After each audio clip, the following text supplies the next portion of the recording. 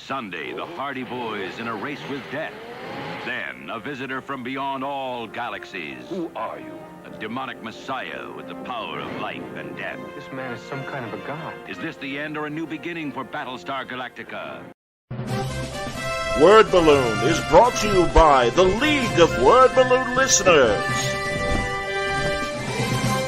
His paintings redefined comic book heroes. His vision inspired a generation.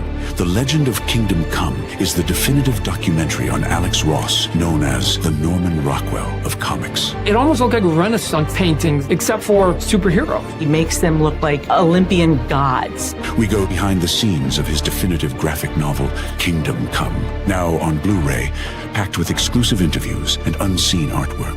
Order today at legendofkingdomcome.com. If you're here at Word Balloon, it's because you like comics, creators, conversation, pop culture subjects. Would you consider joining the League of Word Balloon Listeners? Patreon.com/wordballoon. For just $3 a month or more, you'll get exclusive access to the Word Balloon e-magazine, featuring transcriptions of some of my best conversations. When you subscribe, you'll also be part of the Word Balloon Book Club, where Brian Michael Bendis and I will pick a comic every month to review and discuss live with the League on this show. Join the League today, patreon.com/wordballoon. Thank you always for your support, League of Word Balloon listeners.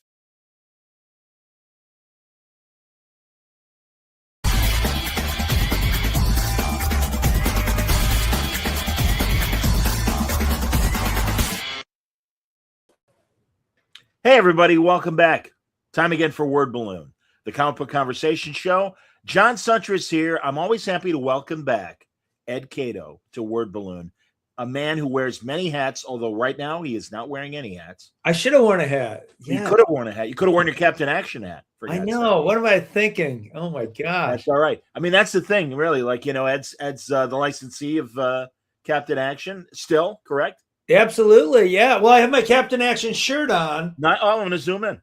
Yeah, this is a beautiful Murphy Anderson shirt. Captain Action with his jetpack. Wow. And, we're selling these over at Atomic Nerd, and, it's great fun. That's excellent. But also, I have you to, because we're going to talk about the latest issue of a major endeavor, and that is Retro Fan Magazine. I got the cover as well, Ed. Stand by. Oh, yeah. I'll give you a big one. You do it better. Yeah, well, hey, first of all, great to see you. So good to be here, John. Oh, just lovely. Yeah, we're covering. I'm sorry, I'm covering your head right now, but there's the cover. That's good. Yeah, for Marsha Brady. Love it. Oh, yeah. Hey, listen. You guys aren't dummies over at Retrofan. Once again, let's show that cover. There she is. Marsha. She broke my heart. Oh, my gosh. Yeah, that's it. Well, we'll get into it, but yeah, that's a great interview. And this is like I've been doing it, but we worked so far ahead. The covers are done way in advance. So this was the first cover that I really rolled up my sleeve. So I'm terribly proud of this cover. Rightfully so, man. Absolutely. Yeah. Well, and again, man, I'm gonna scroll through the magazine with you if it's okay, because I don't want to. Although I am going to really focus on one of my favorite articles in the issue, and I'll even tease it now, everybody. I cannot wait to share Andy Mangel's Saturday morning article and these great ads, because as Ed and I know, Saturday morning cartoons were an institution. I'm sorry they're gone. I mean, on the other hand, as you know, Ed, we got two 24-hour cartoon channels in Boomerang and MeTV Tunes.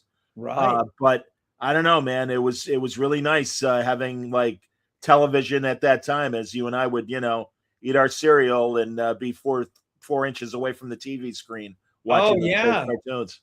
I mean, the fact I think it was a time, we didn't have 24 hours like you had to do at that time. Like, 4:00 Saturday was Wide World of Sports. Cartoons were gone. You had to enjoy it when you could.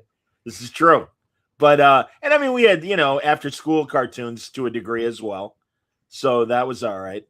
But yeah, it makes me laugh that, it's a shame. Have you ever noticed on YouTube, they have supercuts of hours of set, like a specific year of a Saturday morning cartoon mix. I didn't notice that. They're amazing. Yeah. Hey, how you doing? Yeah, my wife just got home. Oh, good, very good. Yes. Yeah, no, I'd love to watch that. And even like there were certain shows that I never watched because they were on the wrong channel, right? And there was no streaming or anything. Well, honestly, one of your articles, and I've never heard of this show before, Hot Hero Sandwich. Yeah, right. Tell me about that. Oh, so Hot Hero Sandwich is a cool show. It's a little bit like right towards the end. We might have aged out of it. I was less familiar with it. But Hot Hero Sandwich was a brilliant show, kind of like a little Saturday Night Live-y, a little bit current events, not afraid to talk about some issues that teens are kind of struggling with, like divorce and sexuality. Really? So it gets serious as well as being light. Yeah. And it was fantastic. That, Jack Urso did that one. And I was less familiar with it. And the more that I learned about it, the more fascinating it got. That's cool. I think that's part of the thing about the magazine too, John. Like you might go in saying, "Oh man, I love this thing," and you're on like a nostalgia thing. Like, "Oh yeah, I love Brady Bunch or Burke's Law or whatever." Burke's Law, sure.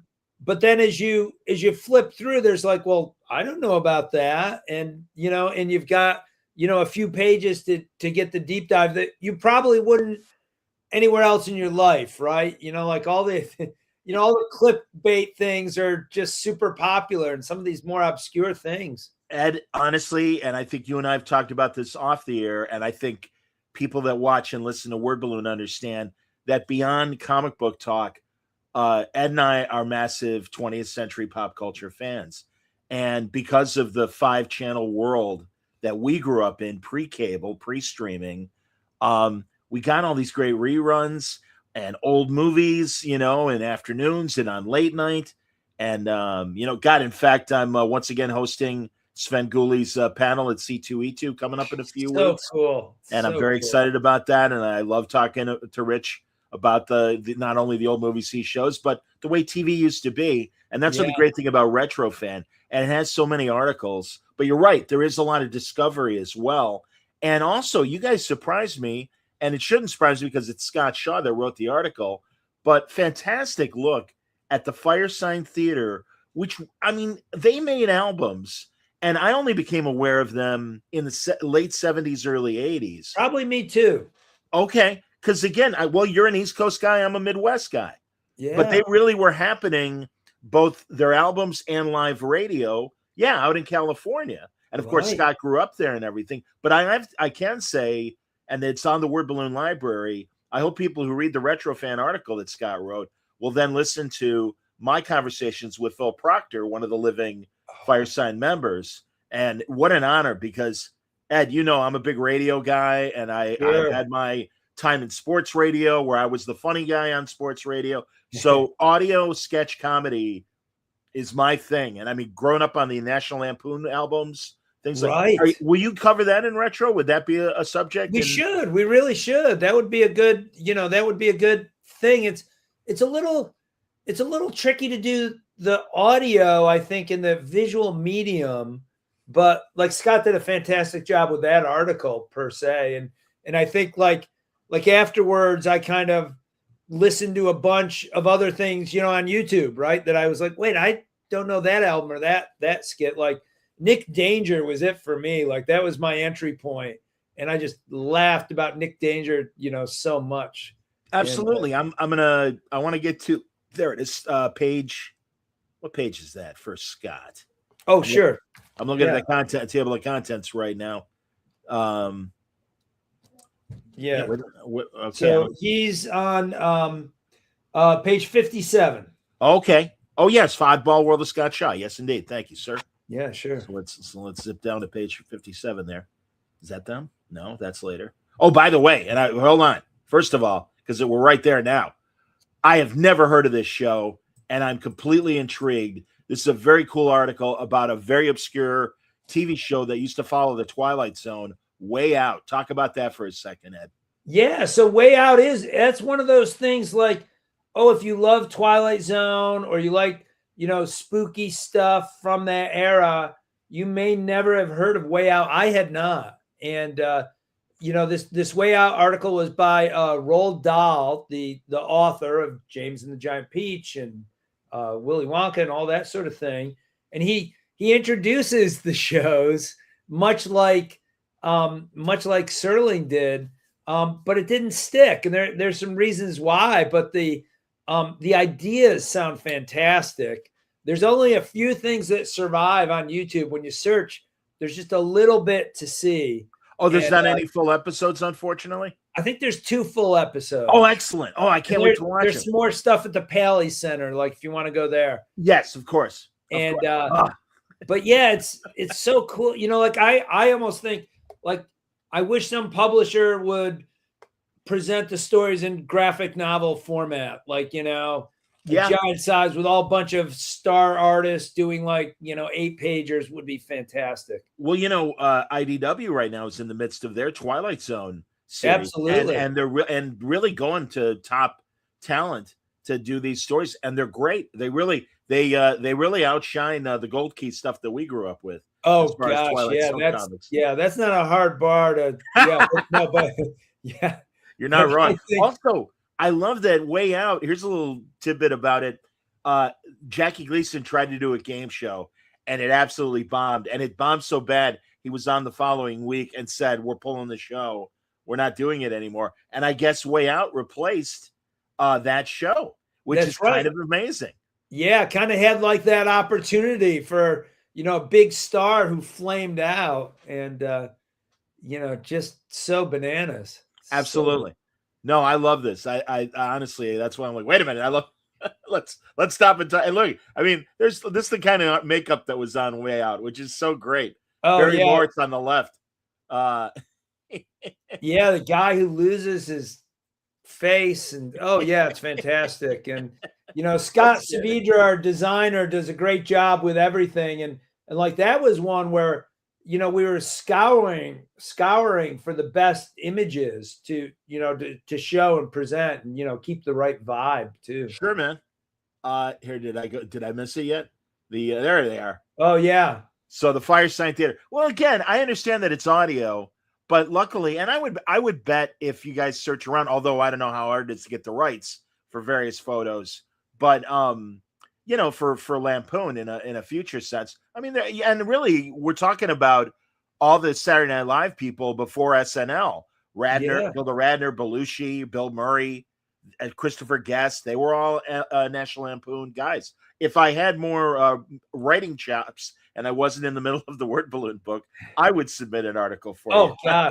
Well, maybe we should talk. We'll talk. Maybe we should talk off the air. Absolutely. Yeah. But there they are. The thing too, like I think in those days, you didn't have streaming. If there was a show on, you'd see it and you'd hope you'd see it in reruns. But if you had an album, that was a way to like have the media on demand. So you could play that album on your turntable whenever you wished and enjoy it. And of course, and like that cover with that beautiful William Stout cover with the detective face, that's from the Ed Catto collection, right? Like really? Yeah. Right. I had that in my collection for a million. Outstanding. Yeah. Well, we were talking about Nick Danger, Third Eye, a fantastic parody of old time radio detective shows. In college, we performed it for one of my radio production classes, and I was one of the voices in it. It was. Oh yeah. Well, that one. When I wish I still had a copy of it. I don't know. I'm still friends with my teacher. I don't know if she kept it or not, because it was an exceptional. The kids really worked hard and then did a great job on it. But it was great to talk to Proctor about it, Phil Proctor, and talk about the sketch stuff. And he was so nice to me. That's great. He was great. And yeah, man, no, like they were huge. They made several albums, and especially on the West Coast, they were like Armani Python. I mean, they were drug culture or Cheech and Chong before Cheech and Chong in a lot of ways too. Right. You'd repeat the gags, and that was kind of half of the fun. Like with Python, you'd be able to repeat them with your friends, and so much fun and so much talent. Yeah. Do you remember Americathon? That it wasn't that great of a movie. Early 80s. Yeah. It has Harvey Korman was in it, John Ritter. It was about if America went broke. Hey, there's a presaging thing. But the Yeah. Firesign Theater guys wrote it, and so John Ritter is the president, and they decided to have a big telethon where people will help chip in and erase the debt. Basically, this Native American is calling the deed basically on America. That's the premise of the show. And it's in the future, and people live in their cars because things are that bad, and bicycles are the main mode of transportation. There were a lot of interesting ideas in the movie. Harvey Korman is in the movie as well, but it's not that good, unfortunately. Oh, yeah. But it sounds like so many great, even just riffing off all the stuff those guys did too. They're the great sketch comedy writers, and as I said, that's like one of my favorite things. All right, but we'll talk about Andy now. Andy Mangels has this amazing article about Saturday mornings, and everybody, you got to look at this. Come on, are you kidding me? This is fantastic. And he's done this before, where he takes those beautiful, those beautiful pages that we saw in the comics, and you kind of lust after things. And I can remember always like figuring out what channel, like what am I going to watch at 10, and geez, then I've got a hard choice at 10:30, and then 11 to 11:30. There's nothing I like on. And what do I do?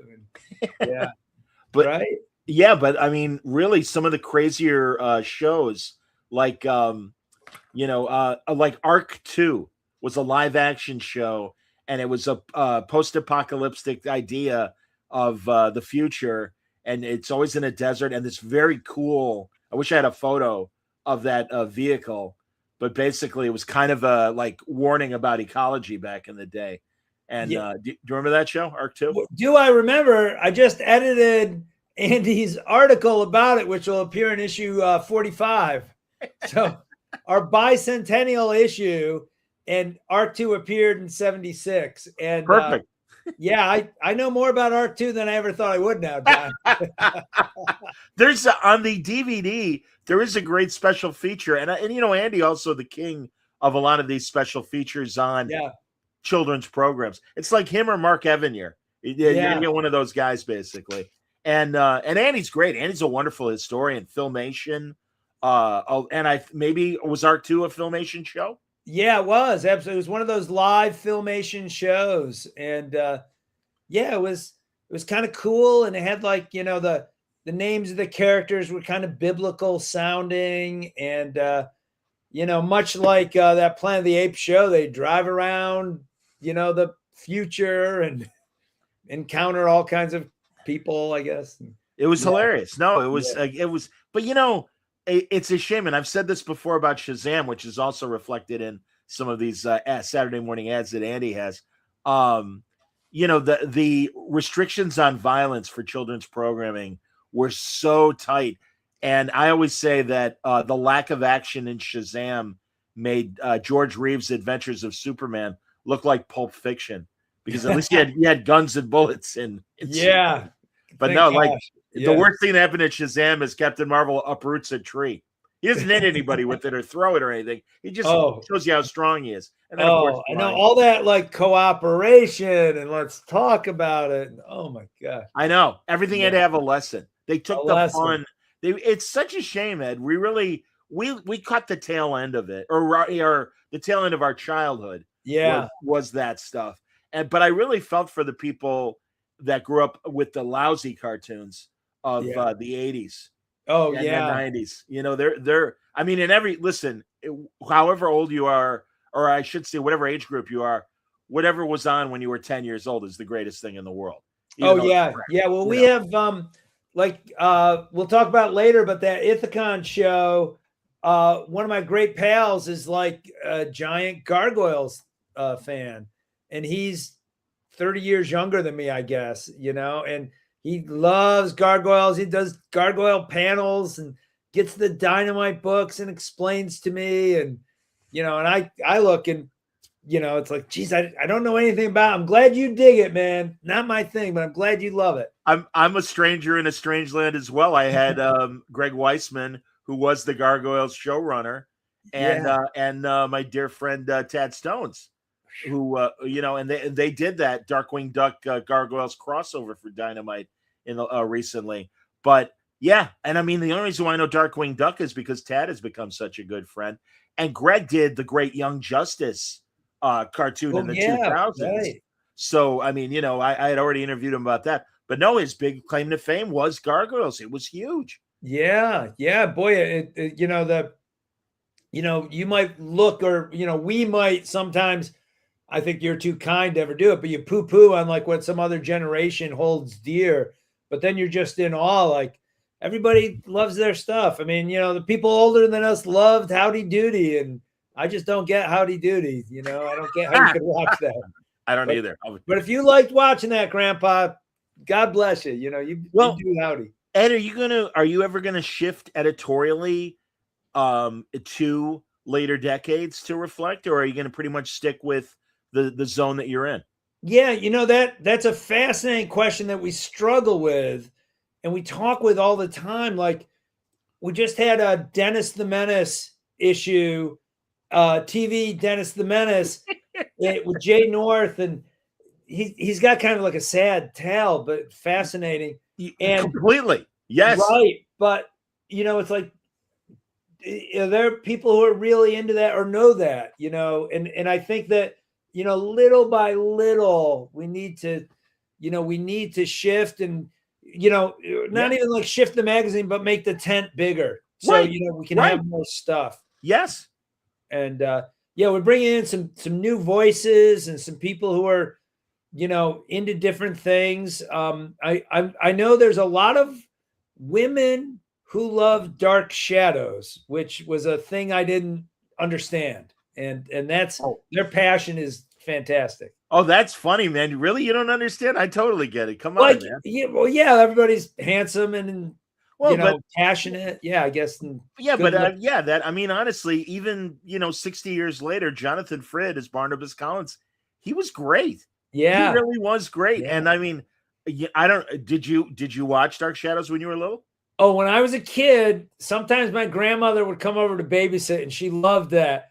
And when that music started, we would run out of the room full speed because I was worried if I watched like 1 minute, I'd have nightmares for a week. Like, I got to get out of here. My gang of friends during the summer, we would stop what we were doing, and the older kids like, let's go watch Dark Shadows.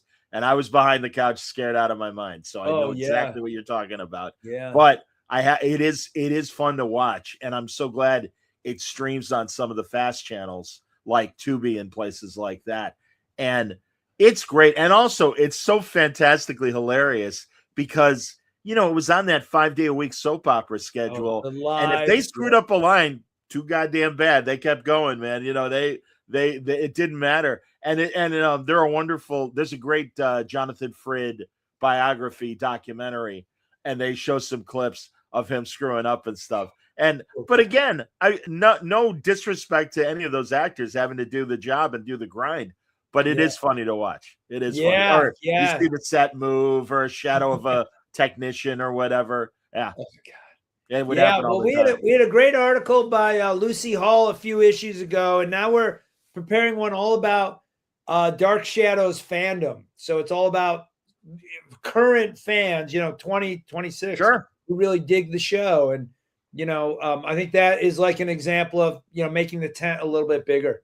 That's wonderful. The show is old, but the fandom is very robust. Yeah, no, I hear you, man. And I was just talking to somebody. Well, my friend Dave Baker last week and I were talking about how people are making not only fan films but audio dramas of Dark Shadows and stuff. Cool. So yeah, God bless him. Have you and another possible subject for you to cover article wise? The British company Big Finish that does the audio dramas. Oh yeah, did they do like the TV Avengers? Yeah. And they also their big product has been Doctor Who over the years because they get a lot of the actors, the former actors and stuff that played the Doctor to do new audio dramas. And literally I'm sure they've got a couple hundred now because they've been doing it literally for the last 20 years or so. Yeah. And actually earlier, even in the 90s, during what they called that wilderness period, after Sylvester McCoy stopped being the Doctor and before Christopher Eccleston in 2005, we only had that one TV movie that with Paul McGann, and that it was a joint Fox and BBC venture for that one movie. Oh yeah. But in the meantime, all the guys, when they were still alive, some of the older guys, they did adventures. Tom Baker is in his 90s, the Rainbow Scarf Fourth Doctor. Wow. He's still doing adventures. It's That's amazing. dope. And they sound great. They all still sound the way they did when they were on camera and stuff. But also, they adapted The Prisoner and did a couple new stories of number 6 of the Village and everything. Yeah, it's honestly, man, it's a cool company. And again, I wish I had more time, but I'd absolutely crank out an interview. Oh yeah. You know, I just heard the Max Allan Collins True Noir, and holy smokes, with your buddy, the producer, Rob Burnett. Yeah, Robbie Burnett. Yeah. Boy, that thing was off the charts. So professional. It's on Audible now, everybody. True Noir. Right. And I'm really happy for Max and Rob. They really worked hard on that. Max adapted his own novel into this radio play, and Max is very savvy with doing audio drama. Yeah. And this was Rob's first audio drama, but man, he reached out to his casting buddies. He got Anthony LaPaglia to play Capone, and he got David Strahan from Good Night and Good Luck, the guy who played Ed Murrow, to play, I want to say, Elliot Ness. Everybody, even like Bill Mooney's in a small part. It's like it's like a cast, marvelously cast, but also it's not oh, look at me, I'm a big star. You're reading and you're in 1930 Chicago or Florida, and it's just fantastic. No, it's a wonderful, it really is. And then I mean, it's the sound design. That's the great thing, Ed, is audio drama now. I mean, I love old time radio, and in the 50s the sound quality got better, and not just from a archiving standpoint, but like sound effects got more sophisticated. But then television ate radio's lunch, so all the resources went into TV. But thankfully, all the other European countries and really around the world, Australia and Africa, everywhere, and South America, audio drama continued. And now today, with the modern 5.1 sound systems and everything, the sound engineering is really sophisticated and good, because that, I'm telling you, you slip your earbuds in and you feel like you're back in the 30s in Chicago and Florida. It's fantastic. Yeah, absolutely. Yeah, you probably have a better ear for that than me, but just like as a guy who reads too many mystery novels, you're just like, that's great. That was a great tale on 5 different levels. Absolutely. Yeah. All right, I'm scrolling. I want to see what else. Oh, the Father Sarducci article. Really happy to hear Don Novello, one of my favorite comedians, both behind the scenes and also performing as Father Sarducci. Yeah, so you might not have realized he's the character that was on SNL the most of all the different characters. And his story is fascinating. His father never really got it, that he was a comedian. And he kind of quit the show a couple times and was dragged back. And his whole thing too was, he was a Catholic guy, I do believe, but he, it wasn't to make fun of, Catholicism in a weird way to, like promote or be respectful, but have some fun with it. And, he sure did. He was great. I have his book, the Laszlo Letters, which is a lot of fun. Here's the table of contents, and you see the father. Oh yeah, we talk all about the Laszlo Letters in that article. And that's a really fun project where he pretended to be this guy Laszlo Toth, who would basically bug the consumer advocacy departments of various corporations. There was a famous Timex watch commercial where a guy loses his watch on the beach, somebody has a Geiger counter on the beach and he finds a Timex watch and it's still running.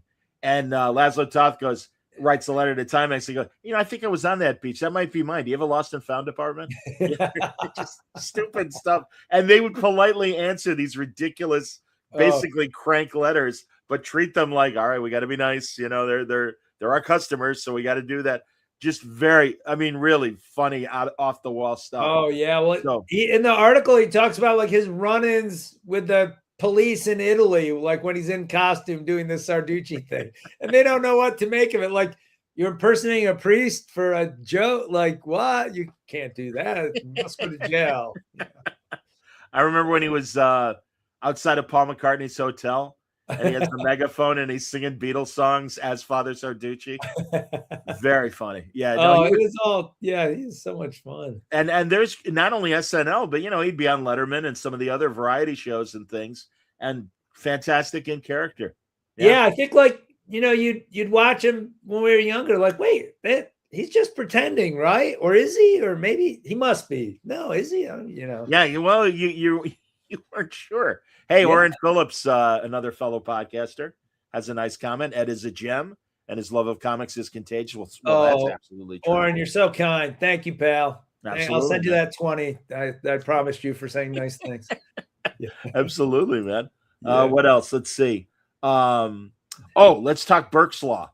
Burke's Law is one of my absolute favorite shows. Gene Barry, and just the premise of this basically multi-millionaire police captain who would show up at crime scenes in a Rolls Royce and had a driver. Yes, and had a houseboy, of course. Yep. Because back in the 50s and 60s, you had a manservant, of course. Sure. And my friend Gary Conway from Land of the Giants was his number 2. Yeah. And I got to talk to Gary about working with Gene Barry. He had nothing but nice things to say about it. Oh, fantastic. Yeah, I'm glad. Yeah, sometimes like I watched a bunch of episodes and prep to edit it, but it was just done fantastically by Will Murray. And sometimes he would have his turn, right?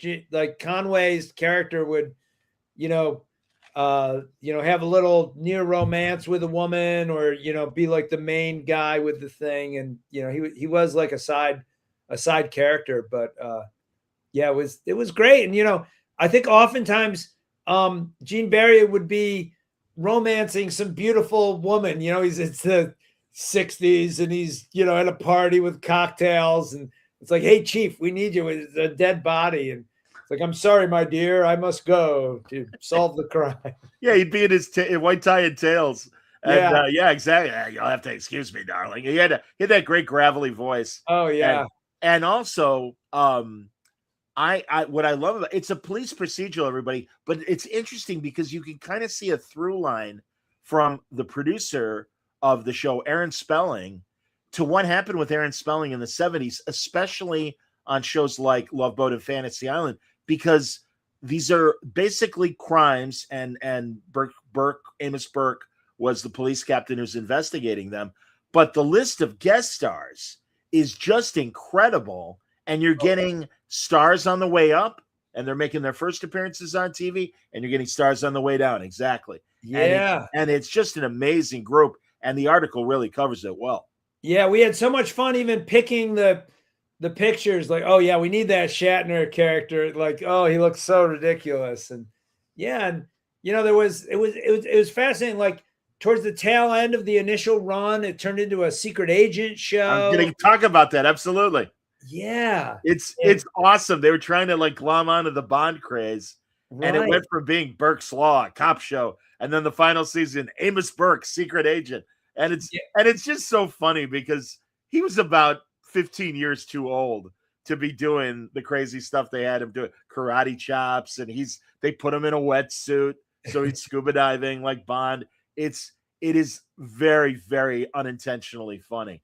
So I love those last episodes. They're not good, but they are funny. They are. Yeah, and were you, as a super fan, you might have seen the revival afterwards as well, right? I did, with his son. Yes. Yeah. In the 80s, absolutely. And then again, all crazy guest stars like Adam West, and because again, it's Aaron Spelling, and Ed. It is a people that are watching and listening to Word Balloon are likely aware of it. Franco and I have been doing a Love Boat rewatch, and mostly we've been working behind the scenes. Actually, I was going to invite you to join us on an episode regardless. Oh, I'd love to. Yeah. But that's one of the things I learned about Aaron Spelling was the fact that really when he was hit the ground running with TV, well, he was part of that 4-star Playhouse that David Niven and Ida Lupino and Charles Boyer and God, the guy who died. He was a Philip Marlowe. Dick Powell. Yes, right. Dick Powell was like the main guy after, right. So Spelling worked under them at that production house, and man, just basically started collecting celebrities. And Burke's Law is great because you see, there's a great episode where Dick Clark is acting, and he's not Dick Clark; he's playing a character. And how literally, you could probably count on your hands and your feet and toes how many times Dick Clark had dramatic roles, but he did have a couple. Which is so funny. Yeah, gee, I saw one with Burgess Meredith and just so much. Anne Francis was in the remake too, and just and there was a synergy, kind of like Angel and Buffy or $6 Million Man and the Bionic Woman. Anne Francis was Honey West, and Amos Burke and Honey West crossed over a couple times. Right. Yeah, it was kind of a spin-off, I do believe. From Amos Burke. Makes sense. Yeah. And that was Honey West was like Emma Peel without Steed in the Avengers. And I really think was kind of, I think Aaron Spelling got caught wind because there are times where Honey West is in a action suit the same way Emma Peel was on the Avengers, or even Honor Blackman before her. And once I think ABC here in the States imported the Avengers, I think that's what killed Honey West. Yeah, I ended up reading a couple of the novels, the Fickling. It's like a husband-wife team, and there's so much sex and nudity in those novels. It's like a fantasy thing where Honey West lives a very amorous life, I must say. I'm not a prude either, but it's like but that's Modesty Blaze for the British side had the same kind of thing, and man, again. These were made during the Bond era where sex was part of the story. Yeah. Sorry. Right. I mean, I respect what you're saying, but that's the thing, man. I mean, some younger people, when they read this stuff or hear about some of these things, might be shocked, but it's like, that was the deal, man. Well, it's like what Shakin says in terms of, hey, I'm a smutty guy and I like smut. And it's like, God bless you, Howard. I get it. That's all right. But that's okay. Get more taste for different people. Oh, absolutely. Yeah. What a talent too. What else here? I'm gonna zoom in and look at the table of contents more and throw some more stuff at you about the episode or the issue, I should say. Oh, sure. Well, let's see. We've got a funky one all about the card games. I don't know if you saw that. I did see that. That was cool.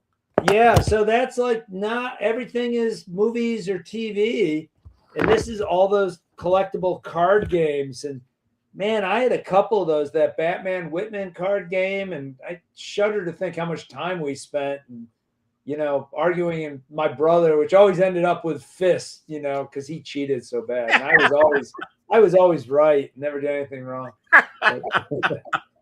I also noticed the exploration of sitcom dads and what did they do when they went to The Office.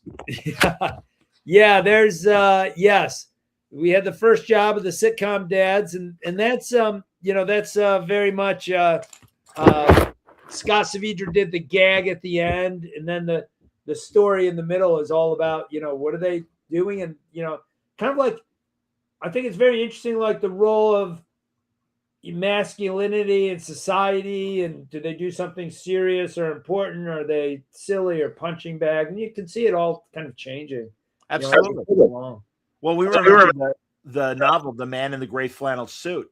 Right. And that's just kind of that generic businessman persona. And, I mean, Ozzie and Harriet, we never knew what Ozzie did. I'll be in the office, Harriet. And it's like, all right. We don't know what we don't know. We never knew what Dennis the Menace's dad did. Yeah, they just went off, and I think like that's the way when we were with kids. Like I don't know what my dad does, but he comes home and has dinner, and that's fun. Okay, great. No, it's again a lot. This is a lot of fun, and yeah, that's another great article in the magazine. No, honestly, everybody, and also we really haven't talked about the cover story about the Brady Bunch.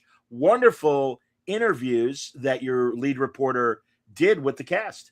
Yeah, so those are some never before published interviews, and there's like a couple with the woman who played the oldest daughter, Marcia Brady, Maureen McCormick.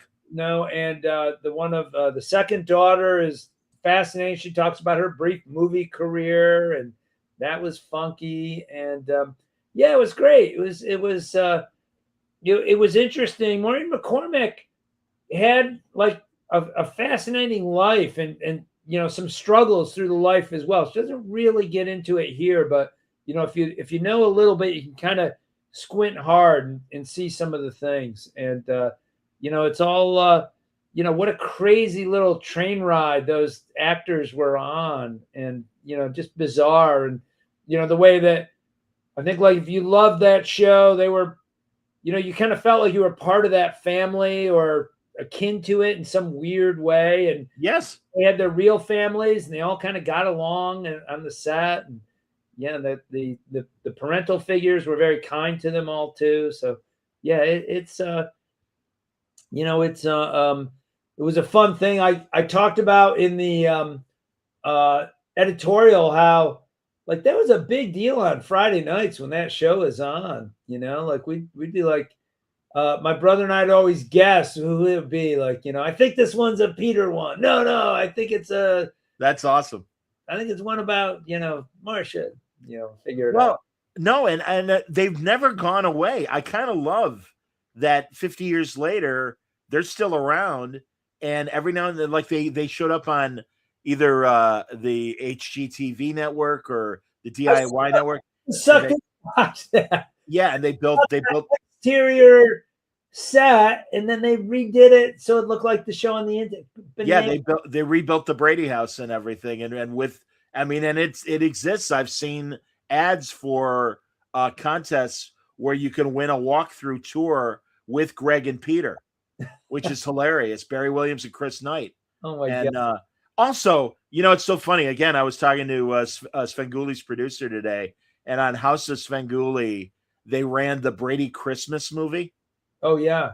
And that was great because in every iteration after the original show, there's always like one fake sister. So for a while, it was for the Christmas movie, it was fake Cindy. Yeah. And for the variety show, that was like a really bad Donnie and Marie knockoff show. And there are episodes on YouTube. I absolutely recommend you watch them because for the train wreck that it was. Yeah. But they had fake Jan. Happy hour early to get through one of those. Yes. And they had fake Jan on that show. Yeah. And then the 90s, when after the success of the Christmas movie, they decided to come back and they had the Bradys, right, which was like their kind of semi-serious drama comedy, really. Yeah. And did you ever watch that show, Ed? Yeah, I remember it because as a kid, and it was like 30 something or right. Yes. Well, I think the TV critics teasingly called it Brady something because they were going for that vibe. They were going for that 30-something vibe. But there they had fake Marcia. And what is even better is they give them heavy like soap opera problems. Like there's a whole episode where Marcia has a drinking problem. And she's about to drive. You remember that? She's about to drive with the kids and she stops herself and why is Daddy, Mommy's in the car and she's crying. And she reveals on Cindy's radio morning show, which I'm sorry, everybody, as a broadcaster and the lisp that Susan Olsen had as a kid, that Cindy has a morning show. We all have to listen to it. I think that would be fantastic. But my sister is here to talk about her drinking problem. Martha, why don't you bare your soul to your audience? And it was fantastic. I'm Marcia Brady and I'm an alcoholic. It's like, what happened to just getting hit in the nose with the fucking football? Those were the days. Those were the days. It's insane, man. Oh, yeah. Pete Beiser. All right, Pete's always here, man. Good to see you. Oh, Pete. yeah. Feel bad kids today don't have the great entertainment we did. It's all about YouTube for the younger generation. Oh, I Yeah, know. but they I'm got with you. man. They got their shows. I'm sure Blue's Clues is going to come back in 30 years, and Bluey's going to be very old. I'm sure stuff like that's going to happen. I wouldn't worry about it. Yeah, good. I hope not. Yeah, but no, that was that was a lot of fun, and yeah, what a crazy thing. There was, believe it or not, I don't get shy often, but I'm working like with your buddies Chris Longo and Steve Rotterdam, and we have this office. We're out of our New York office. We're in New Jersey, by the Meadowlands, the football stadium. Yeah. And there's a hotel next to us, and they had a Brady Bunch fan convention there. And I was gonna like go back on the weekend. Then I thought I'd be too like nervous to talk to Marcia or whoever. And I wimped out. I didn't go to it, and I very much regret not going. Yeah. I Jesus. know. I know. Ed, do you ever go to those Jersey monster conventions? Yeah, I used to. Yeah, they were in Parsippany for a while, Chiller Theater. And, right, exactly. Yeah. I think for Retro Fan, I need to go to more of those nostalgia conventions just to get some good interviews. Yeah, man. And yeah, absolutely. God, Ed, this is where I wish we lived closer to each other. We'd have so much fun. Well, and yeah, man, and I'd absolutely help you with all that stuff if I could. Oh gosh, yeah. Well, maybe we'll look for some in Chicago or something. John. Yeah, if they got it in Chicago, maybe we should make a connection on that. Yeah. Right. So we're the home of MeTV. It's Chicago. This is where MeTV, all the networks, Heroes and Icons, all that stuff originates from here. I know. So I had some meetings like with them when I was working with Reed Elsevier, and C2E had not even started or just started. And I wanted to lean in heavy. And we like in those days, they didn't quite figure it out. Now they very much figured out. And then they did like even ads in the DC books for heroes and villains. But yeah, it took a little while. But I went to those studios and had meetings there. And that's a cool place. That's excellent. Yeah. No, like I said, I was talking to Svenguli's producer this afternoon. Cool. And, he's keeping me busy until C2E2, but that's all right. I'm excited. Good, but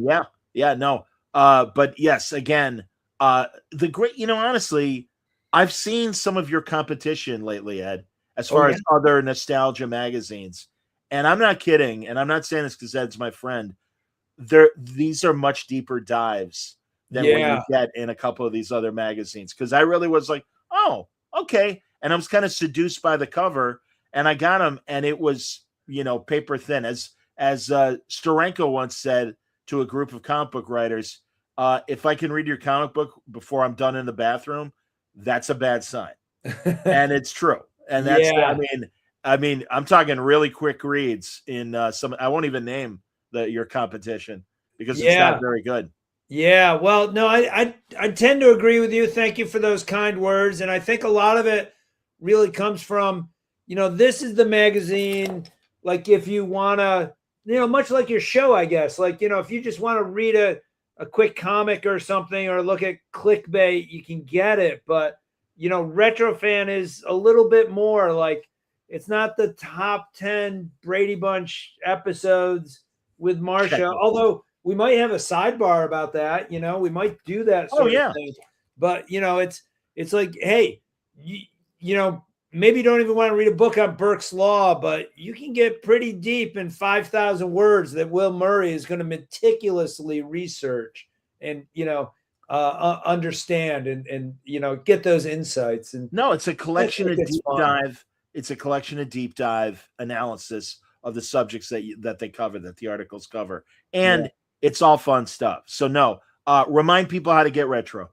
Oh yeah. Super easy. So, I love comic shops. I'd always suggest that people get it at a comic shop, and you can get it through Lunar, and that's easy. Or you can go to tomorrows.com and get a subscription there. Or you can drive to my house, and I'll sell you one for cash or Venmo. But, Yeah, it's pretty easy to get, and it's great fun and great investment. That's beautiful, man. Well, I know you're in the throes of Ithacon, so tell me Yeah, what's no going on with kidding. Ithacon. Yeah, so well as you know, I know you give me these softball questions. Thank you.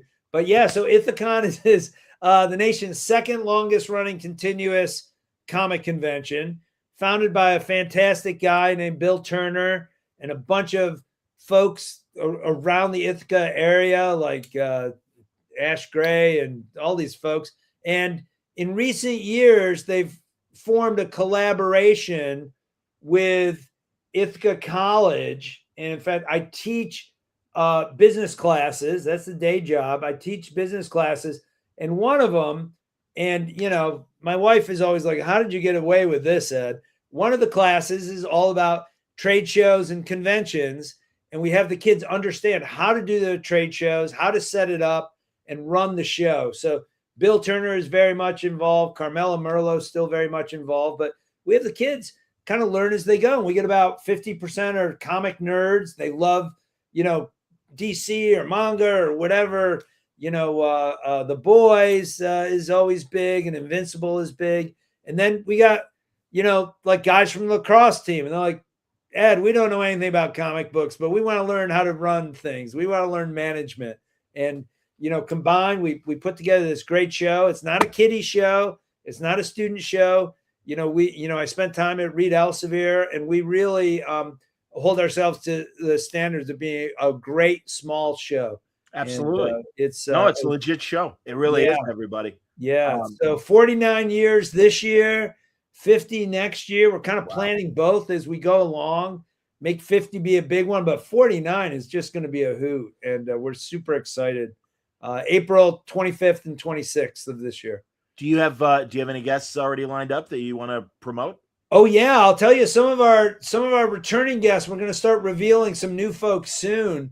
But we get great guys from Chicago. Mike Gold has come a few years in a row. We got Mike back. We've also got people like let me go through the list. Well, while you're thinking, let me give some background. Mike Gold, of course, and people should know as Word Balloon listeners and viewers, but Mike Gold, former senior editor at First Comics, big editor at DC Comics, brought a lot of the First Comics talent to DC in the 80s. So Green Arrow, Longbow Hunters, Mike Grell, edited by Mike Gold. Hawk World, Tim Truman, edited by Mike Gold. Suicide Squad, created by John Ostrander, edited by Mike Gold. So he was really there for the big 80s nexus in that post-crisis, remember, right? Post-crisis era?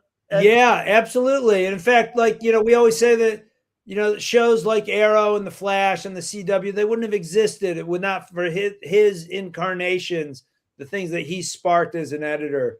Yeah. Flash and Green Arrow is like the urban hunter that Grell, did so very, very well. Not to mention the Suicide Squad movies, both the misfire of the first one, but thankfully James Gunn came in and gave us an amazing movie, and we continue to get the benefits. I would argue that Creature Commandos was kind of a monster version of the Suicide Squad. Yeah, probably. That I think that's very fair. Yeah, I think that's very fair. So even though Giffen, I guess, was the original Creature Commando creator, but I think given that Gunn was so involved, it really felt like Suicide Squad at the end. It felt like a new thing there. Yeah, absolutely. God, I'm so excited to talk with Kupperberg Wednesday. You'll forgive me, but I'm going to tease it.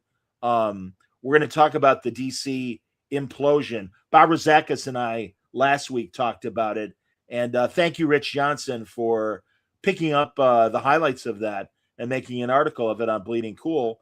But there's more to explore with the famous canceled comics cavalcade, and I'm going to talk to Kupperberg about it on Wednesday here on Word Balloon Live, and talk about some of the stories, because it is interesting. And there's a couple characters that I didn't recognize from those original Explosion ads, and thankfully doing the research, like, oh, that's interesting. Not only the character itself, but a very legendary creator behind it. And I don't know if Ed knows what I'm talking about. And the Odd Man or something. We are talking about the Odd Man, indeed, Ed. That's all right. Yeah, Deep cut. This crazy Steve Ditko idea that was going to be in the back of either Slayer. I think it was going to be in the back of Slayer. It was a backup feature. And since I think Grant Morrison or somebody, like during Infinite Crisis, I know the Odd Man showed up. Yeah. But it's when you saw that DC Explosion ad, he's almost at the center of the V of Heroes, and he's in this very weird multicolored outfit, and it's like, who the hell is that? I don't remember that character. Right. Well, that's one of the things that's in the Comics Cavalcade. The whole backstory of these two issues. You know, those were heady times. I remember as a kid when the DC Explosion started, and like I was so into it, and I loved the backup stories, and even the reprint title. Like they were gonna, you know, Dynamic Classics was gonna have all this Neil Adams stuff that was ancient. It must have been like 8 years ago it had been printed for the first time, and you know, I remember thinking like, how am I going to afford this? Like, how can I cut more grass to get money? And then, you know, it's like Cinnamon and the Western title, and then poof, and you're like, what just happened here? Exactly. They went from 40 titles to 20 titles. Jeez. And the Explosion became the Implosion, and it is kind of notorious. So it's fun to kind of explore what we would have had those blizzards and ice storm not happen. You know, we kind of got a rebound of that during COVID. I really see a synergy of that pencils down moment where Diamond couldn't distribute because of COVID, and it kind of impacted the whole industry the same way. But this is just DC. And it really was, it's a shame that, again, from a corporate standpoint, they couldn't put 2 and 2 together, that it really was just this sad period because of the blizzards. Yeah. And because they really thought readership was down. And that's why you got to cut it back. So, by the way, Ange, so out of touch, you know. It's like Ange points out another thing that Mike supervised was Howard Chaykin's Blackhawk, which was amazing. Oh, yeah. And he also says he wishes they got the big Barta stories from the Implosion. Oh, yeah. Yeah. Wouldn't that have been fun? Yep. Right. No, there was cool stuff. I mean, they thankfully, and again, I think the happy ending to that story, and again, I'll explore it with Paul, is Jeanette Kahn coming up with the dollar comics. So what would have been backup features in the 30 or 40 cent books instead became part of the anthologies that we got in Superman Family and Detective, World's Finest, and even the genre books like GI Combat and I'm forgetting, like House of Mystery, things like that. Yeah. You know, Mike Gold was like the retail liaison who was selling all that stuff in and saying like what a better price per page this is and how it's better for stores to sell this rather than, you know, the just, you know, 20-cent pamphlet. Yeah. So, yeah. No, it's so it's great. And then we've got like speaking of Green Arrow, Chris Condon just did a great Green Arrow run, Ultimate Wolverine. He's doing some of the new Vertigo books. So he's coming? Yeah, he's great. He's wonderful. He's a writer. He's been a couple times, and he's super kind to the fans and always gets there early and stays late. And we've got Matt Boers coming from Canada. Matt's a great guy and working hard on Toxic Avenger and Justice Warriors. And and then also we've for a little show again, we've got some great publishers coming. So, you know, the Dynamite comes and gives away and sells and gives away all these great comics. We do a thing, John, you would love. So Saturday morning of the show, we show whatever they're publishing, you know, Johnny Quest or Herculoids, and we have free cereal and free milk. So you can do this Saturday morning and, you know, enjoy the. That's great. Yeah. That's funny. That's a crazy little thing. And Ahoy comes in a big way. Stuart Moore coming up from New York. Tom Pyers, a regular. Frank Camuso, publisher. Hart Seeley, some great guys. And, you know, they're fighting the good fight, those guys, and they always have such creative, high-quality books out. I just had Garth Ennis on about his Ahoy book, Babs, which is a fantastic woman warrior, like kind of imagine a Red Sonja comedy with Babs instead of Red Sonja, but it's or Xena even like it because there's there's a sidekick as well. So it's kind of got that Xena vibe to it. But very, very funny. And I just it's so unlikely to come from in my point of view from all people, Garth Ennis, the guy. I mean, The Boys certainly has its share of comedy, and it's the same kind of violent comedy, I guess.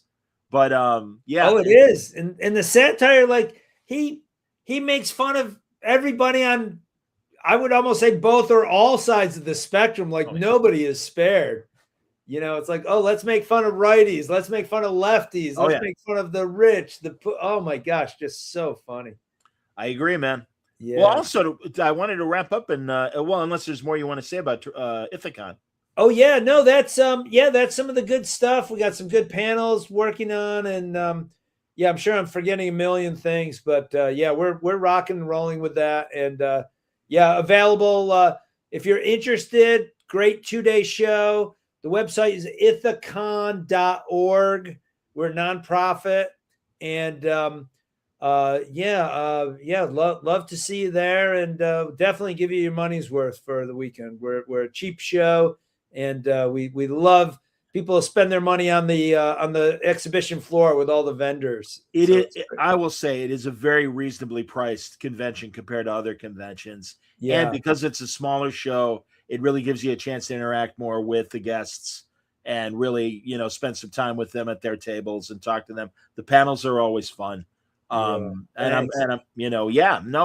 we get closer, I'm sure you'll throw some Ithacon. Oh yeah, can't wait guests on my way to be world building guests as well. Yeah, we've got some great things coming up this year. I'm so excited for it. Beautiful, man. Well, also, as I told you, I wanted to because I, through the years, following you on Facebook, have seen some of your fine art, and I'm going to start right away with some really cool pieces. Look at this, everybody. I like your use of shadows here. Oh yeah, so this is illustration for Ahoy. It's for a story called "The Worst Mother Ever," and it's about a mom who's really a superhero. You see her in the kitchen with the angry daughter, and then there she's got her superhero persona where she's going to hit a guy with a pterodactyl, and these illustrations are really designed to augment the short stories. That one, daughter number 2 was the mother, granddaughter number 2 was the little mean child. She's actually a very sweet child. Oh, so this is your family. Yeah. Yeah. It's like, Tessa, I need a picture. Look to the left, and I need this kind of shirt. And it's like, okay, Dad, I'll give you your crazy thing. Yeah. Is so these are like spot illustrations in prose Ahoy stories? Exactly. Yeah. Part of the Ahoy mantra is expect more, and expect more out of the creators and the stories, but also that whole thing. Maybe maybe Chaykin yelled at Tom Pyre at some point and said, make these things long. So so there's prose stories at the end after you figure, oh yeah, that's like that's from this character called the Copperhead, who inhabits all these different things, and here you see like a spy motif here, much like Amos Burke, Secret Agent. And that's cool. I love this homage to one of my favorite Will Eisner things, and that of course is The Spirit in Space.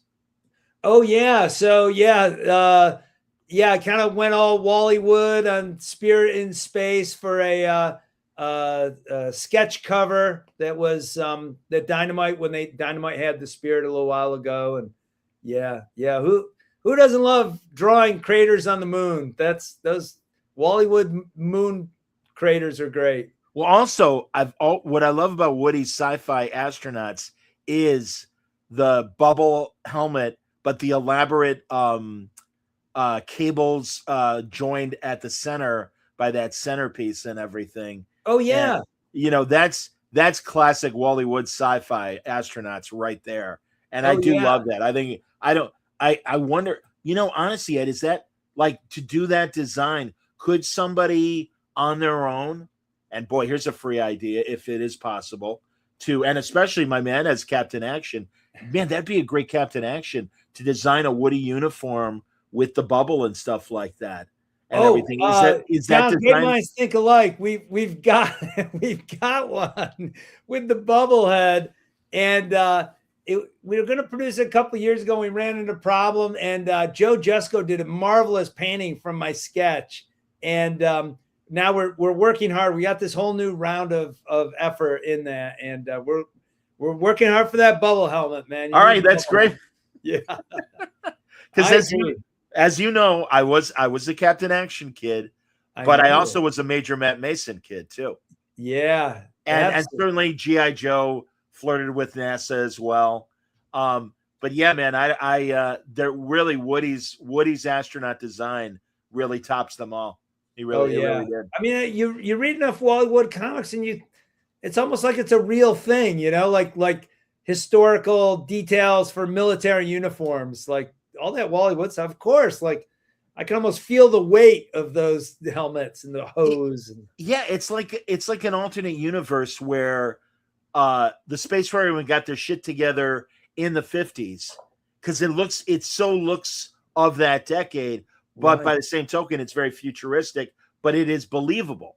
Yeah. So it is kind of like, all right, well, we are going in this direction rather than the direction that NASA really went into. Yeah. Yeah. Oh yeah. I mean, it has that vibe. Absolutely. I wonder if it combines those jet pilot pressure suits that have that kind of look of the hoses and everything without the giant bubble helmet. Yeah. Yeah, it must have been. I mean, like, yeah, he had to riff off something, but I bet you it was like, let me take a little of this and a little bit of a submarine and, put it all together with this. Yeah, the deep sea diver and everything. Absolutely. Yeah, deep sea diver. Yeah, absolutely. By the way, I my friend Doug Klauba, who you know well as well. Oh, yeah, great artist. Friend, a fantastic artist, absolutely. I'm always like, Doug, why isn't somebody making like a retro deep sea adventure comic with those fantastic giant helmets and the big canvas, outfits and everything? And you got two guys manning the bellows to pump the air to the guy and everything. Yeah. Gosh, I'd read that. Yeah. Yeah. Get Doug to do the covers. Oh man, that'd be a beautiful book. Yeah, man. And it's like my favorite Scooby-Doo villain, Ghost. Oh yeah. That with the diver. With the round thing that the window. Yeah, the window mask and everything. Absolutely. So there's a John Wayne movie where he deep sea dives. Oh, really? And I think he dies at the end of the movie. It's one of the few where the Duke dies. Absolutely. Oh my gosh. Terrible to even think of it. I hear you. Crazy. So here's some more Ed Art. Sure. Stuff. Oh yeah. So this is for a series that Airship 27 does. They do all these great books, kind of pulpy with full page illustrations, and they've got me assigned. Oh, there's me and my friend Tom after the bars close. I'm sorry. Well, yeah, we'll stick to the Musketeers first, but go ahead. Oh yeah. Oh no. Well, those were all Musketeers, and these are stories of the Musketeers, like after the Dumas adventures. And this is a lot of fun, and trying to get the backgrounds right, the clothing right. Here's where Aramis and oh my goodness gracious, Athos and Aramis are in Venice, and they've just overdone it a little bit, and they're trying to get back to their hotel room. So that's awesome. Yeah, that's a lot of fun. Yeah, that book will be. I've got to finish up the cover. That book will be on sale Q2 of this year, so that'll be a cool thing. Okay, so summer or something like that. You're saying? Correct. Yeah. Okay. Well, yeah. When it's ready, let me know, man. We'll have you back, and we'll talk in full detail of it. Oh, we'll talk Musketeers, sure. Absolutely, man. Here, a nice homage to one of my favorites. Oh, sure. Yeah. So that's that's kind of a tilted thing. Yeah, she's beautiful, right, Carol? Yeah. So we were doing this movie series, and I did like the Dracula movie that she was in, Carolyn Monroe, and what a beauty that woman was. And actually, I think for an older lady, still all right. But yeah, man, like in the 70s, she was the it girl. She really she was the Sydney Sweeney of her day. She really was. We all paid attention to Caroline Monroe. Absolutely. Yeah, I saw a story not too long ago that she was a Bond girl, but for just a hot minute, and they cut her lines. But because she had such a charisma to her. Like everybody who saw her, men, I don't care who you are, dogs, everyone just fell in love with her. And that moment, dogs, cats, everybody. Yeah. Everybody had to look up. No, but Yeah. she was big in print ads, posters, and things like that. And yeah, I mean, she even though she was very briefly in the Bond movie, she made a million other genre films, Sinbad movies or Alien Planets and stuff like that. So she was all over the place in the 70s and 80s. Yeah, right. Yeah, I guess she was what was it called? She was the model for, I want to say, like Navy rum or this British rum, and then she was noticed, and I think that she was noticed, and that led to the Hammer movies. There you go. Yeah, I do recall. Sure. Yeah. No, and again, I mean, that's the thing. God, I can't remember her name now, this actress, but Gabe Harbin and I were talking about her, and from a weird 1950s war movie that Lee Marvin is in, and it's early in his career, so he's just part of the troop of soldiers. But there's this one soldier that keeps having fantasies about home life and all the beautiful women that he dates. And there's this one actress. Her first name is Mary. I can't remember her last name, but she was a dead ringer for Rita Hayworth. Oh. And at that point, Rita Hayworth had married that prince and spent a few years not making movies. Oh, yeah. So they hired this woman purely on her look. She was not a great actress, but she was a dead ringer twin for Rita Hayworth. It was amazing how much she looked like her. And I think Caroline Munro had a little bit more acting chops, but don't expect Caroline Munro to give you Norma Ray or Sybil or something. And there I'm sticking with my Sally Field roles. But yeah, right, because Sally went from Gidget to doing really serious shit. Sure, so, right, yeah, right, yeah. So. Norma Ray. Has Retrofan done any Sally Field? We got to do a Smokey and the Bandit. That's one of my guilty pleasures. Long way to go and a short time to get there. Yesterday I was watching MeTV Tunes because, again, this is why I love this feature that you have with Andy Mangels talking about all the Saturday morning stuff. And they do 2-hour blocks of Hanna-Barbera plus every iteration of Scooby-Doo. And it was one of those Scooby-Doo movies, supposedly from the 70s. Oh, yeah. And mentioning Smokey and the Bandit, the guest star was Jerry Reed. Oh, gosh. And it was Jerry Reed playing himself. Oh. And I'll tell you what, Scoopy, I'm going to go take a look down there and see what I remember. And it was Jerry Reed just being Jerry Reed, and I was dying. It's like, oh my God, the Snowman's with Scooby-Doo right now. That's fantastic. I think that's one like Mama Cass is one of the guest stars, and like Sonny and Cher. Yes, Jonathan Winters, Don Knotts, Tim Conway. It's the Love Boat. It's like the animated Love Boat. Yeah, crazy. No, I love absolutely, man. And also they ran and I had forgotten. I don't know if you remembered, but do you remember Wacky Races, of course? Oh, of course. Drat, double drat. Oh, yeah. Yes, that would be Dick Dastardly, of course, and Muttley. But I didn't remember this because they do a 2-hour block, mostly of the 7-minute Hanna-Barbera shorts. So you get Yogi Bear, you get Huckleberry Hound, but you even get of course, Wally Gator. Oh, yeah. And the turtle, and I can't remember the turtle's name.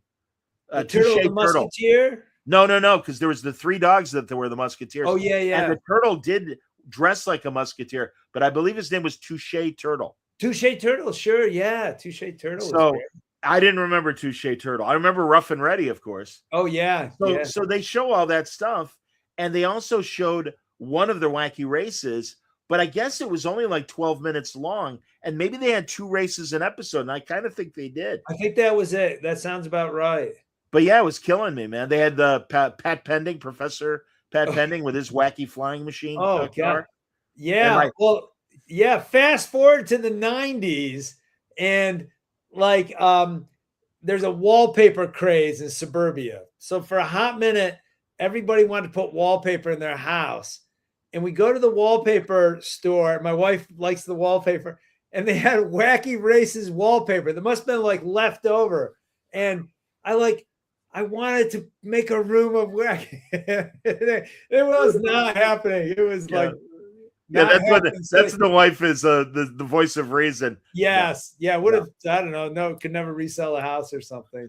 Can you imagine? That'd be fantastic. This is the Wacky Races room. I'm really sorry. They gave me from the, they had those wallpaper books with the square. They gave me the square of Wacky Races. I've got it somewhere. That's really nice. I can't believe someone, some kid must have had that for his room somewhere. But I want to know the wallpaper company that made the licensing deal. And it's like, I got an idea. Penelope Pit Stop needs to be on people's walls. Yeah, she sure does. Did they? My favorite car, I don't know if yours, but my favorite car was the caveman car with the two guys. Oh, and they beat each other with their clubs the whole race. That was the whole joke. And I like the tank with the two army guys too. Oh yeah, the tank was great. The buzzsaw. Yes. Yeah. The hillbilly house that had like the hillbilly shack on wheels. Oh yeah, how about the haunted house one? That was different. Was that different? No, there was a haunted house one. Absolutely, there was. Yeah. Yeah. Peter Perfect. No, I'm a big Wacky Races guy. What's that? Perfect. I never liked Peter Perfect. Oh, that was the guy with the big jaw. He was like Jay Leno.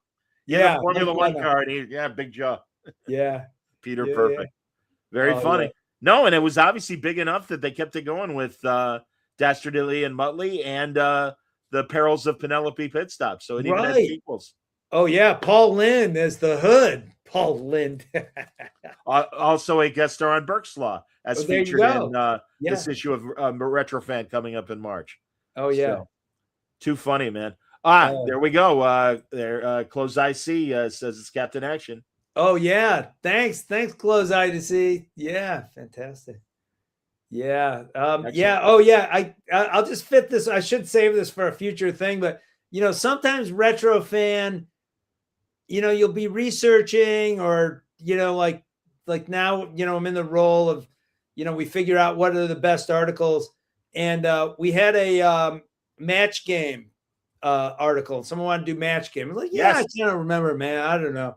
And so we did it, and it was fascinating to read about it.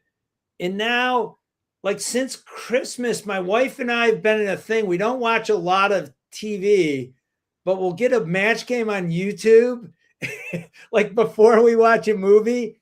And it is the brilliantest, funkiest thing.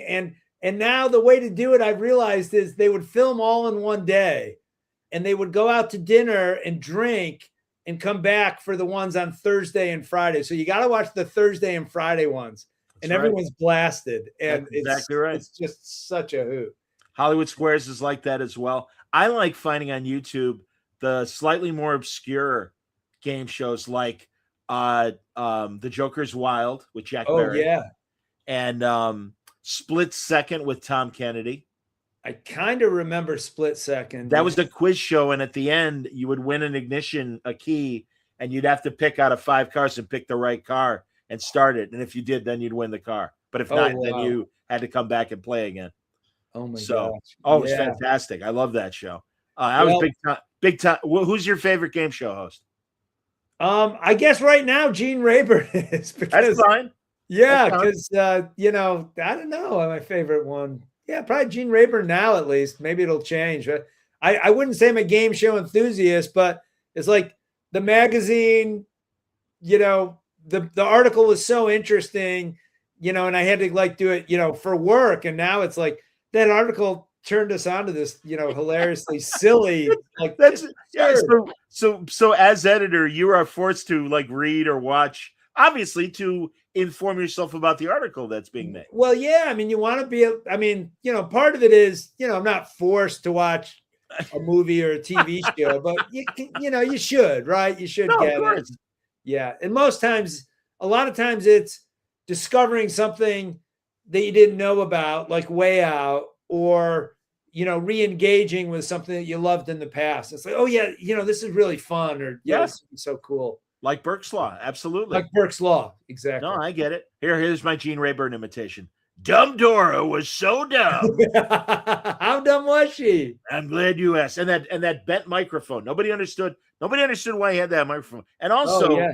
if you really look at Gene Rayburn, and again, I enjoyed the show, he had a dirty old man face on every episode. He just looked lecherous. Well, you know, I feel like I've got to call HR back in 1976 because there's always like an attractive actress, and he comes over and puts his hand on her shoulder, or he's kissing Betty White. It's like, you can't do that stuff, Gene. But I guess they were all, you know, like they all had a great dinner together.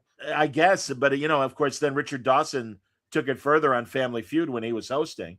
Oh yeah, he used to kiss. And we saw the episode where they announced Family Feud. Like it just so happened, it's like, and Richard, you have some big news coming up. He's like, yeah, I'm starting a new show next month. What's it called?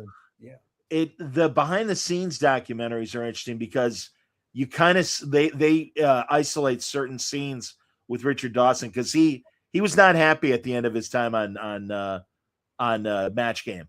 Oh, really? And you could kind of say, well, he was itching to be a lead. Yeah. So you know, oh my God, that's so funny. Good friend of mine is joining in on the conversation about Gene Rayburn. My friend Mary Beth. How you doing, Mary? That's awesome. Yes, absolutely. Hey, Gene Rayburn, such a lech. Yes, it was weird. Well, you know, one of my favorites of the actresses of that time, Chuck Woolery's wife, Joanne Flug, who's in the original MASH movie, among other roles. Wasn't she Sue Richards or something? What was Sue Richards from? From in the Hanna-Barbera Fantastic. Oh, you know, maybe on the Fantastic Four cartoon. Maybe. Yeah. I don't know. Man, I was blown away. I didn't realize, mentioning that great Hanna-Barbera cartoon, that Gerald Moore, who was Philip Marlowe on the radio, was Mr. Fantastic. Yeah. Oh, yeah, absolutely. Maybe I'm not. Wasn't it Gerald Moore? She did play, yeah. Oh, it was Gerald Moore. Yeah, she played she played Sue on that Gerald Moore Fantastic Four. Wow. That's really cool. Again, I mean, lovely on camera actress as well. But yeah, it's kind of cool that she was a voice actor. Well, it's like Tim Matheson was a good looking kid and was getting on camera roles. And meanwhile, he's young Samson and Johnny Quest. Yeah, right. Yeah. What a crazy life. The on MeTV Tunes, they're running the Moby Dick and My Tour half hour. Yeah. And I haven't seen that forever. And that's, you know, when we were babies, 1967, for God's sake. And then they're showing from the 80s, though it's Herculoid Space Ghost Hour episodes. So that makes me that's laugh. Fantastic. Yeah, those are pretty good. They're not as good as the original 60s stuff, but they're okay. They're not bad. Oh, those from the 80s. Yeah. I remember I was such a Space Ghost nut that I'm in college when that is on NBC in the dorm my freshman year. And so like we didn't have TVs in our rooms. I snuck down, you know, like with a freshman hangover on Saturday morning, and I'd watch that Space Ghost show. And so it must have been like 81 or 80. Yeah, 81. God. Yeah. No, I you know, again, not as good as the original, but you know, not bad. So those action Hanna-Barbera 60s shows I adore. I mean, they're Galaxy Trio and Birdman. The original Space Ghost stuff, of course. Yes, and Closed Eyes is talking about Space Ghost Coast to Coast. That was fun, absolutely. It was fun. Also, Harvey Birdman was fun. Like my Towards the Judge, and all the craziness that would happen on that. Yeah, show. Meeting the Jetsons, but they give them a different take. Yeah. Oh yeah. Or Scooby Doo and Shaggy are busted for pot, smoking in the mystery machine and everything. I remember that one, but yeah. That was my boss in at Sporting News Radio. That was his favorite one, where the prosecutor is showing clips of Scooby Doo as evidence that they're stoned all the time. This.